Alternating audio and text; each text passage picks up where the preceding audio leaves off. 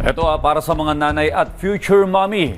Alam natin na yung pagbubuntis ay isang espesyal at makahulugang yugto sa buhay. Pero hindi rin makakaila na may kaakibat itong panganib.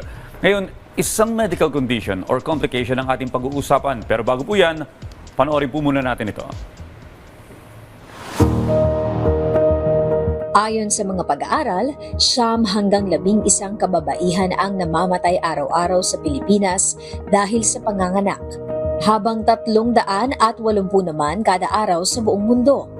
Sa bilang na ito, tinatayang 1 hanggang 2% ang humaharap sa ectopic pregnancy o ang kondisyon kung saan nabubuo ang fetus sa labas ng matres, kadalasan sa fallopian tube. Sa Pilipinas, hindi ito kasing karaniwan ng ibang komplikasyon sa pagbubuntis. Ngunit ito ay isang seryosong kondisyon na maaaring magdulot ng matinding panganib sa kalusugan ng ina at kanyang magiging anak. Kaya ngayong araw, pag-usapan natin kung paano mababawasan ang panganib ng pagkakaroon ng ectopic pregnancy. Dito lang sa Say ni Doc. Mga kasama natin po live via Zoom si Dr. Ana Fe Orbigoso Gloria, isang OBGYN. Good morning po at welcome sa Rise and Shine Pilipinas. Good morning, Doktora. Gandang umaga sa inyong dalawa. Ganda ng smile ni Doc. Doc, maaari niyo po bang mas ipaliwanag itong tinatawag na ectopic pregnancy? Gaano po ito kadelikado sa mga buntis? Pag sinabi nga natin na ectopic pregnancy, katulad ng pinakita ng inyong video, ito ay pagbubuntis o tumubo na pagbubuntis hindi sa tamang lugar, no? Kasi dapat sa loob siya ng matres o ng ating bahay bata. Pagkus ito ay tumubo, kadalasan nga ay tumutubo ito sa fallopian tube, no? Katulad ng pinapakita ng video na to, no? Pero maaari din ang pagbubuntis na ito, bukod sa fallopian tube, ay tumubo rin sa ating kohelyo ng matres or kahit sa malapit na parte ng ating reproductive organ o kaya sa loob ng tiyan, no? So basta ang pregnancy ay hindi tumubo sa loob ng bahay bata, ito ay tinatawag na ectopic pregnancy. At delikado nga ang sitwasyon na to, or life-threatening siya, no? Kaya dapat maaga siyang nare-recognize at nabibigyan ng lunas, no?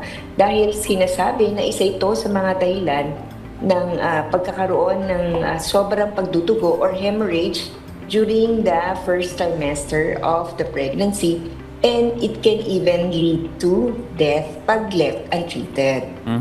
Well, Doktora, para sa kaalaman po ng ating mga kababayan, paano nga po ba nagkakaroon ng ectopic pregnancy ang isang babae?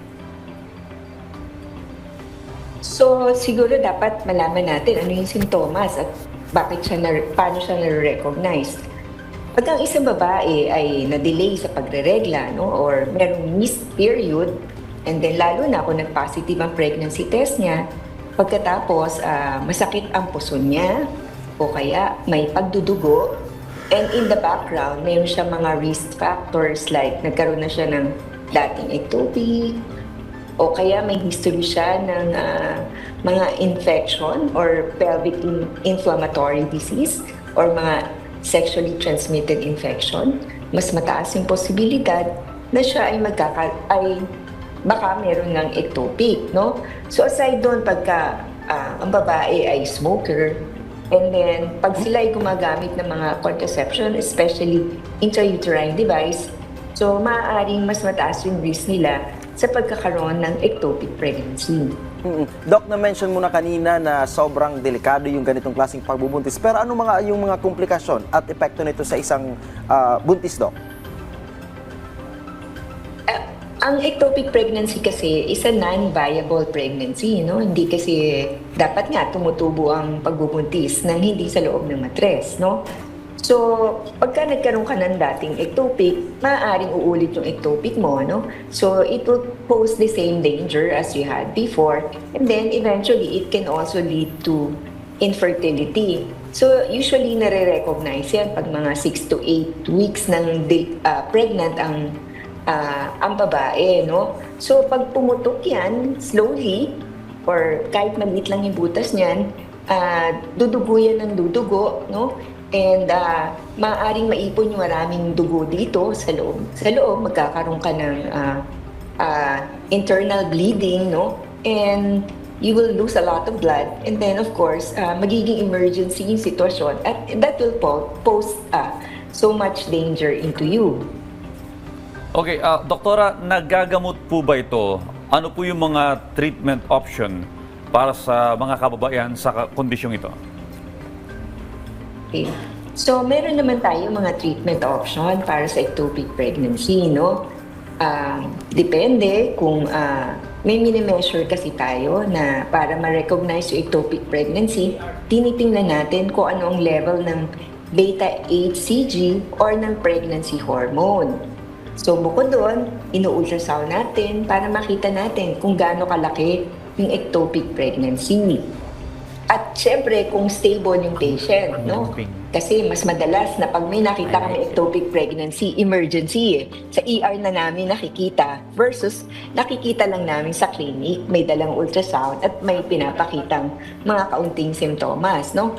So pag ang pasyente ay hindi stable, definitely, operation ang kailangan, no? So pag operation, pag surgery, kailangan, ang mas madalas na ginagawa dito sa Pilipinas ay yung binubuksan siya versus yung laparoscopy or yung merong lang maliliit na tube na ilalagay sa tiyan para ma-reach namin kung nasan yung ectopic. So, maaring tatanggalin yung buong tube or yung fallopian tube, lalo na kung medyo damage na talaga yung fallopian tube. Or if we're trying to preserve the fertility of the woman, minsan hihiwaan lang ng maliit tapos tatanggalin lang yung ectopic gestation. So yun yung surgical management, no?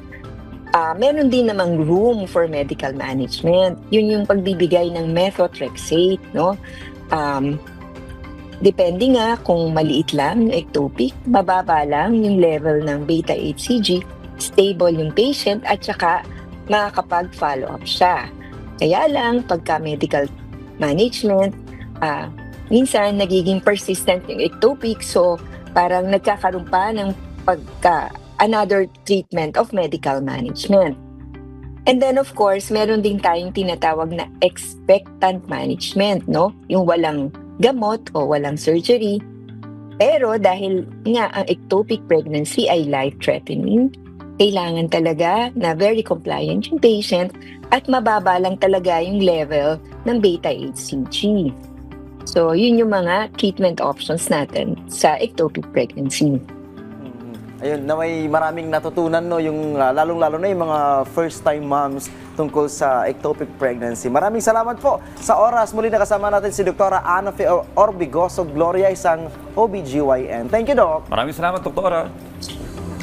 Maraming salamat sa inyo.